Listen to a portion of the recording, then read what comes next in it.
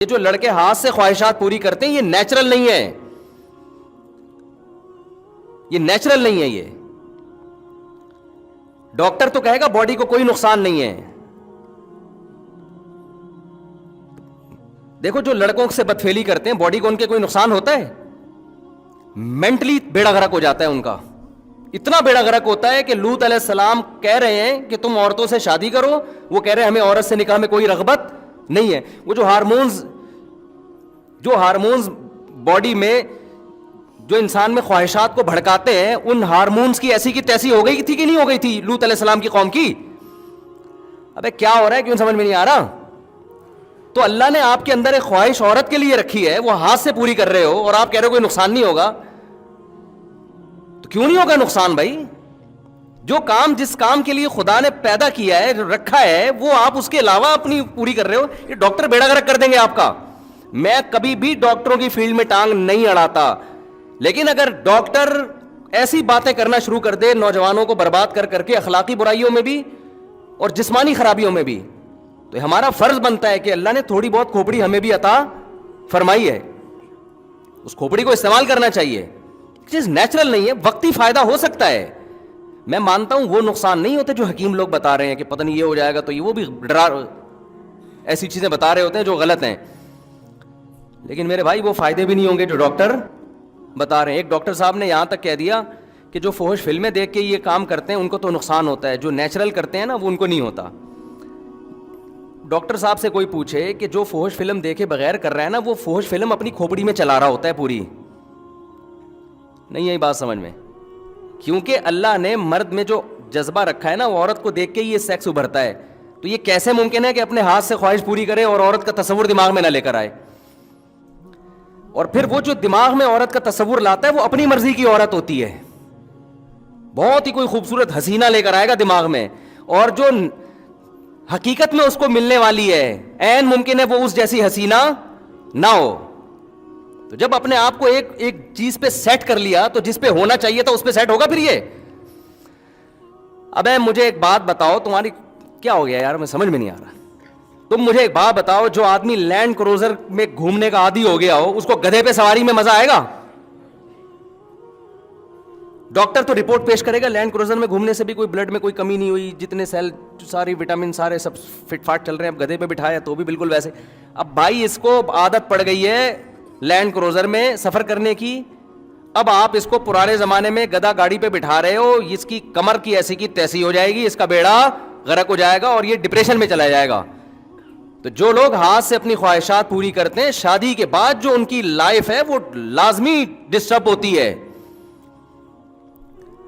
کچھ لوگ کہتے ہیں ہمیں کچھ نہیں ہوتا، اصل میں آپ کو پتہ ہی نہیں ہے کہ اگر یہ نہیں کرتے تو پھر کیا ہوتا آپ کو. سمجھ میں آ رہی ہے نا بات؟ ایک آدمی اندھوں میں پیدا ہوا تو وہ تو کہہ رہا ہے یہ نظر وظر کیا ہوتا ہے؟ بھائی کچھ بھی نہیں ہوتا، میں تو نارمل لائف گزار رہا ہوں. اسے کچھ دن کے لیے آنکھیں دے دو تو پتہ چلے گا آنکھوں کے ساتھ لائف کیا ہوتی ہے اور وداؤٹ آئیز لائف کیا ہوتی ہے. تو جنہوں نے نہیں کیا ان کی شادی کے بعد کی زندگی اور جو کرتے کرتے عادی ہو چکے ہیں ان کی شادی کی لائف کی زندگی میں کیا ہوتا ہے فرق. اب اس نے کمپیئر ہی نہیں کیا ہوتا نا، اس کو وہ حیات ملی نہیں ہوتی، وہ لائف ملی نہیں ہوتی، تو کیسے کمپیئر کرے گا یہ؟ تو وقتی فائدے تو ہو جاتے ہیں، وقتی تو سٹا لگانے میں بھی ہوتے ہیں بھائی، ریلیکس ہو جاتا ہے. تو ڈاکٹر یہی کہہ رہا ہوتا ہے کہ ڈپریشن میں جا رہے ہیں تو یہ کام کر لو تو ذرا ریلیکس ہو جاؤ گے. وقتی طور پر سب کچھ ہوتا ہے، فائدہ ہوتا ہے، لیکن اس کے دورس نتائج وہ نقصان دہ ثابت ہوتے ہیں. یہ ریلیکس ایسا ہی ہے کہ آپ اگر برداشت کر لیں نا اپنی خواہش کو، وقتی نقصان ہوگا لیکن آہستہ آہستہ برداشت کرنے کی عادت پڑ جائے گی اور پھر یہ ٹھڑک پیدا ہی نہیں ہوگی. لیکن جس نے اپنے آپ کو اس طرح ایک دفعہ کیا تو پھر ایک دفعہ نہیں ہوگا، پھر 2 دفعہ ہوگا، پھر 3 دفعہ ہوگا، پھر بار بار یہ ٹھڑک ختم ہونے کے بجائے اور زیادہ بڑھتی رہے گی. یہ نشے کی طرح ہے. یہ بالکل ایسا ہی ہے جیسے کوئی ٹینشن میں تھا، آپ نے اس کو تھوڑی شراب پلا دی کہ یار تھوڑا ریلیکس ہو جائے گا، تو وہ ریلیکس تھوڑی ہوگا، اب دوبارہ ٹینشن میں آئے گا اور جلدی آئے گا ٹینشن میں. پہلے تو ٹائم کے بعد آ رہا تھا، اب جلدی آئے گا ٹینشن میں. اب پھر 1 گھونٹ پیا، اب 2 گھونٹ پیے گا، پھر 1 بوتل پہ آئے گا، پھر 2 بوتل پہ آئے گا، پھر وہ بن جائے گا شرابی. تو اس لیے جو اللہ رسول نے کہا ہے نا وہ غلط نہیں ہو سکتا. اللہ میاں نے ہمارے لیے ایک ہی آپشن رکھا ہے بھائی، نکاح کرو اور تمہارے لیے اللہ نے کس کو پیدا کیا؟